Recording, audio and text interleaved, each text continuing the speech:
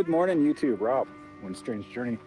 And today I want to dive a little deeper into whether you can really save money in RV life. Is it just a myth or is it true? Let's take a look.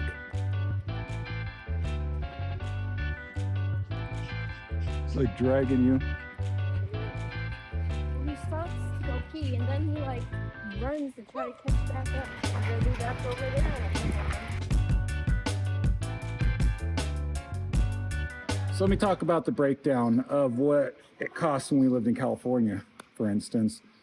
Our mortgage was $2,000 a month. That did include homeowner's insurance, but those premiums have gone way up through the roof. It would be a minimum of $2,500 a month right now, maybe even closer to $3,000 because of the fires. So we had that expense. We had $125 a month for internet. We had $150 a month for sewer and garbage bill in our little town. Our electric bill, $500 a month on a good month. Our water bill, $100 a month. I mean, that was just, we weren't living in a very nice house. We were living in probably one of the bottom tier houses in our little town in California. All right, let's talk about expenses of RV life, for instance. So right now we pay $650 a month, getting ready to go down to $600 a month. And that don't include utilities, but utilities are $50 to $100 a month for electricity. Water's free, internet's free, there's no sewer fees, there's no insurance fees, none of that drama. Now, we do pay extra for a little T-Mobile hotspot, which I love just so we get lightning fast internet. Because, you know, internet at these RV parks can sometimes be a little shaky. Anyways, so we're barely paying $700, $750 a month combined everything. So that right there is roughly a difference. $3,500 a month versus $700, $750 a month. It's allowed us to do a lot of things that we wouldn't have dreamed to do back when we lived in our sticks and bricks. Being able to start an IRA, been able to pack money away into the stock market, putting it into ETFs, been able to pay our Subaru off.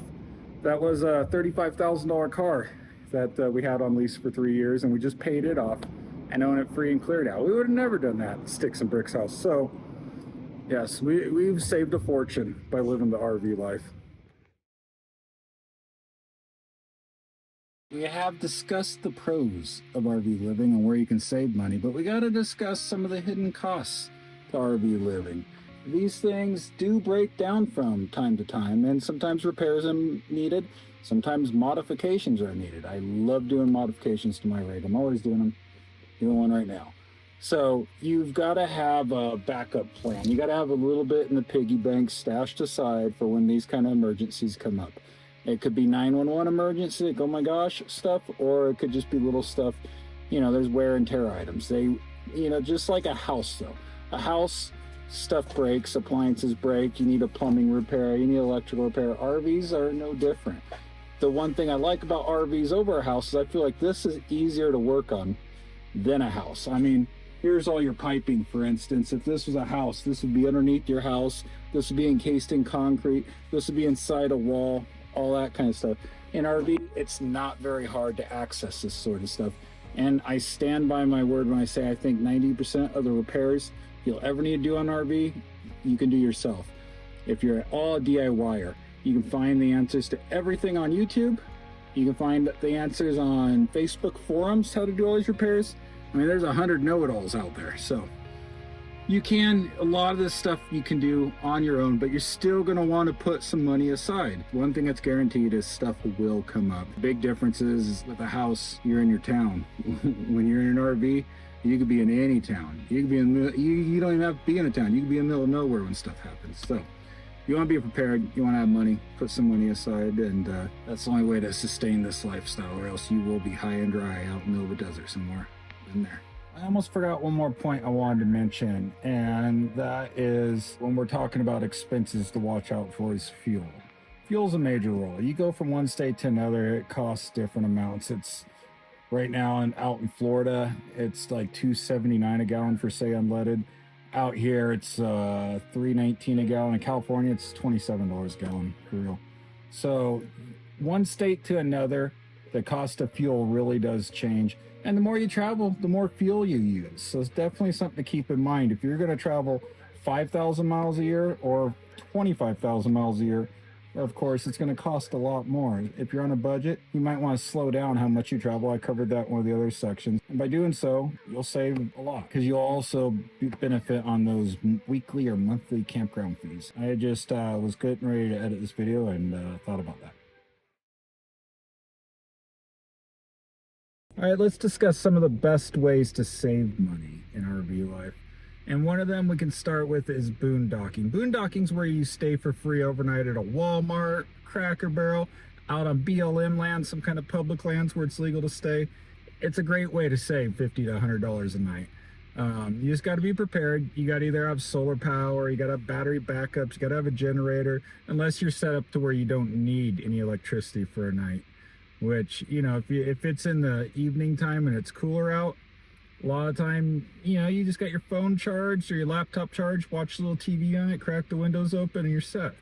So boondocking's something to look into. It's a great way to save money while you're traveling and not have to pay those ridiculous one-night campground fees. Another way to save money in RV life, especially during travel, is to slow down.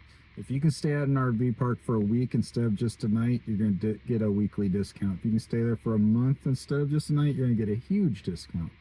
So if you can slow down a little bit, it's a great way to save money and still let yourself be able to travel across the country. Some of the other ways you're going to save money is it reduces wear on your rig. Traveling faster increases the odds of blowouts. It uses so much more fuel when you go 75 as opposed to 55. So there's a lot of different benefits to just slowing down a little bit while you're driving. And also, if you can stay longer in one place, it's going to help save you a fortune. Another great way to save money in RV life is when traveling, if you can stay away from tourist destinations. Some of those tourist destinations, they'll want $150 a night. I'm not even kidding. I've seen it before, especially anywhere in California that's all sought after. Good luck. Anyways, you could be 50 miles away and spending only 30 bucks a night to camp there. You can always disconnect your rig if you got a truck and trailer and go off into the touristy area, whether it's a national park or whatnot, and save a fortune on your overnight fees. So, and especially if you're just traveling across the country, don't stop overnight at those places if you're trying to save money. I mean, if you're just looking for the experience and you got the money, go for it. I mean, it's probably some beautiful campgrounds next to those state parks and whatnot. But if you're on a budget like me and you're just looking to get from point A to point B and not spend a fortune, just keep on driving. Go to the next one down. And trust me, you'll watch those rates go from $150 to $100, 75 bucks down to 30 bucks the farther away you get. So try to avoid those tourist destinations if at all possible, and you ain't interested in those destinations anyways. The one thing about RV life to keep it sustainable is you got to get out of vacation mode. We all get stuck in that right in the beginning usually. You see these people on Facebook and YouTube, and they all want to run out and do every little thing they've seen all these people doing over the years in RV life. They want to go to the Badlands. They want to go to Yellowstone. They want to go to this national park and that national park. If you go at a high pace, you're just going to burn out on it. So, not to mention, it's going to cost you a fortune. To make this lifestyle sustainable, you got to live it like it's normal life. You can't go to all those places at one time. Cost you a fortune. One of the main pieces of advice is you just got to get out of vacation mode when you start RV life. It's very tempting to try to do everything, but it's not sustainable. So, and just to close this video out, I just want to say freedom in RV life isn't just about traveling wherever we want. It's about living on our own terms, even when society pushes back on this lifestyle. I appreciate you watching, especially if you made it this far. A few of you that did, thank you. If you found any of this content useful, if you could just go ahead and push that little like button, I'd really appreciate it. It'd mean the world to me. So again, thanks for watching, and I'll see you in the next video. Bye.